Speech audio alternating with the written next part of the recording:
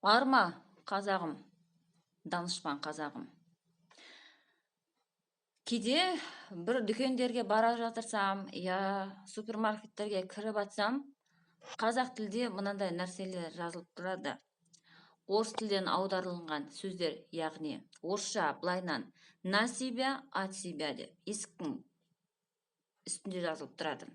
Соны қазақша қалай жазған дейсіздер ғой. Соны қазақша сіздер қазақ мектеп бітірген, Қазақстанда туылып өскен қазақтар, данышпан, сіздер қазақ мектепті бітіргендерің былай тұрсын, қазақ университетті бітіріп, өздеріңді қазақовед деп атап отқандар, қалай жаздыңдар сол сөзді?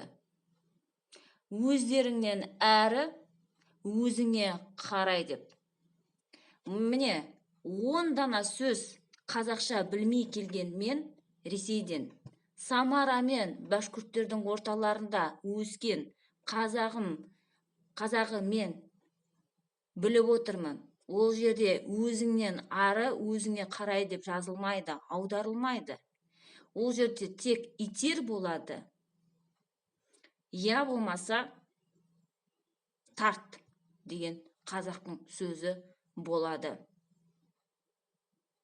Қай беттеріңмен өздеріңді қазақ деп атайсыңдар?